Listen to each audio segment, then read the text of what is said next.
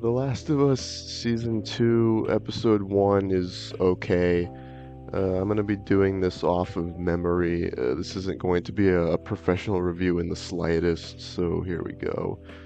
The first episode picks up where Season 1 ended, where, Ellie's like, Yo, Joel, promise me that you're telling the truth, that there wasn't a cure. And Joel's like, yeah, I'm telling the truth. So it then cuts to Abby and her friends, and they're at a grave site, mourning their friends, and Abby's mourning her father because Joel shot him in the head. I won't let you take her. She talks about how she wants to hunt Joel and get revenge, and her friends basically tell her she's being irrational, but Abby wants to go through with it anyways, and she says that she wants to kill Joel slowly. And the whole thing just it feels like some weird parody. It's like it feels like a bunch of high school kids needed to do a project for their film class. So one of them was like, "Hey, let's do a short film based off of one of the best games ever, The Last of Us Part 2."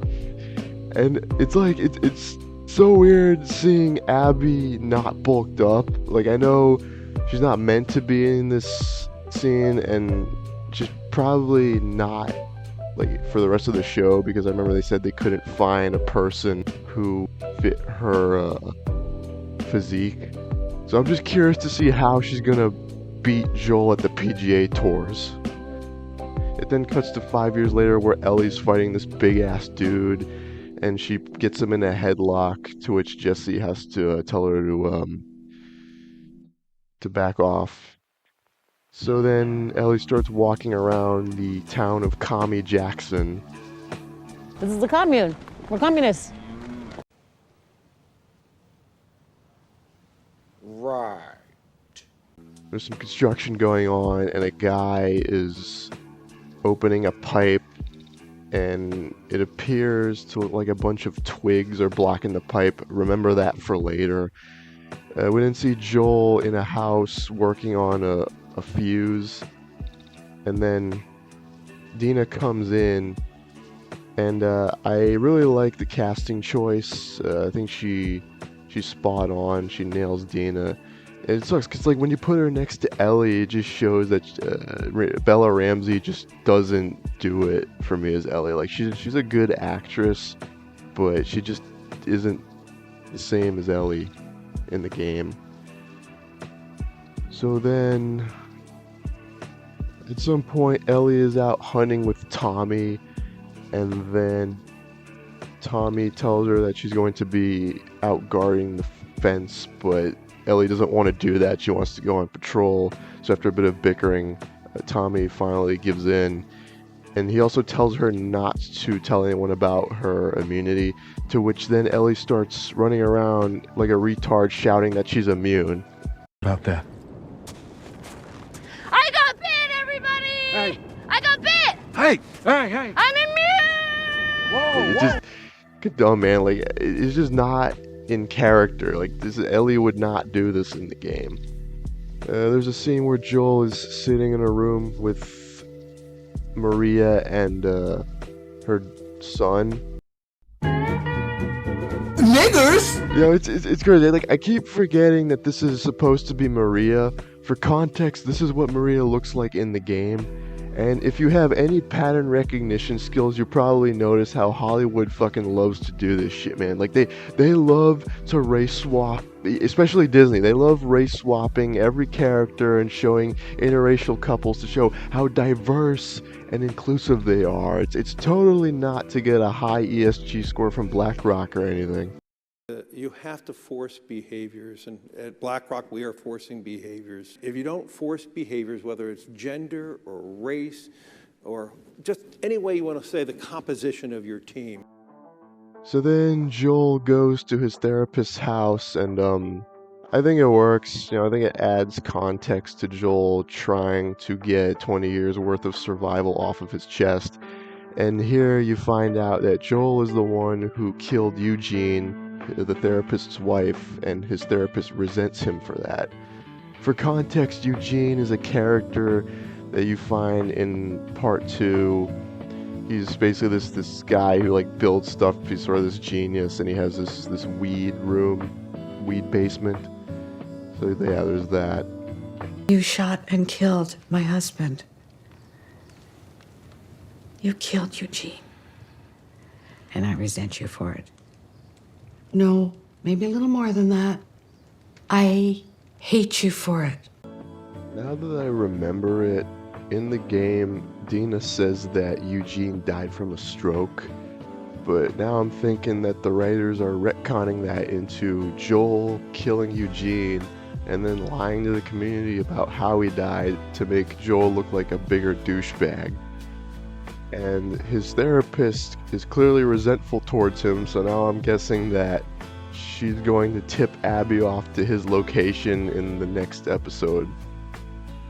So the next scene is, I think, of Ellie and Dina in a group going on patrol. I don't really have any complaints about this. I think it's well planned out. They kill a couple of clickers, and then Ellie falls into the lower level of the building. And I guess this is her first encounter with a stalker, because she fights a stalker, she gets bit, but it's okay because, you know, she's immune and gay. So later she informs the Commie Jackson Council about the stalker, to which I guess they don't know what it is, which is weird because in the game Fedra has plenty of posters showing the different stages of the infected, so you would think that these guys would know about stalkers, but whatever. So then we get to the dance scene where like Dina's drunk and then she starts dancing with Ellie and then they start making out. You know, I mean, some people think this is hot. I think it's weird. If you're into it, that's cool though. And then thankfully the most based character of the game, Seth, shows up to tell them to stop and that this is a family event. But something that my friend pointed out is that like there's this added dialogue where he says like you're in a church. In a church. Yikes. What did you just say? No, And you know, it's like you can't help but notice how Neil Druckmann seems to have this indifference towards Christianity.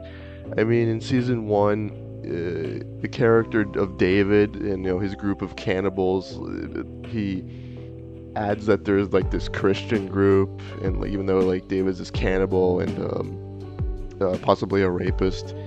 And then you have the Seraphites, which are in part 2, which are basically like this radical cult. And on top of that, you have the new Intergalactic game, which delves into religion, into this religion that's been bastardized and changed over the years. Yeah, I don't know, man. Like, I just can't help but notice this. I don't know if it has anything to do with Neil's early history, but that's a story for another day. So yeah, Joel fucking shoves a dude right to the ground, which in the game he kind of like gave him a light shove, but here he really fucking shoved him to the ground. And then, you know, Ellie tells him, you know, she doesn't need his help. She's clearly like resentful towards him. And I don't know if Joel's already told her the truth, or I don't know if it's just like a 19-year-old thing for like a girl to be distant for her father. I don't know, but she storms off back to her garage house, and then some dude leaves a sparkler in the ground near the pipe with the twigs, and you can see that that's actually the cordyceps wires, so to speak, because if you remember, like, they're like a hive mind now. Like, if you step on like these branches, infected from like miles away will like come running towards wherever you're at. So that's probably how the winter horde is going to start, and, you know, Abby and her friends have just showed up too. So yeah, I'm surprised. I don't know, I kind of thought Joel was going to I thought he was going to join the PGA Tour this episode, but I guess it's going to be next episode, and I'm kind of looking forward to it. I mean, this episode was okay. I mean, I'm not really a fan of part 2. I'm kind of just in it for the backlash that Neil Druckmann's going to get, so yeah.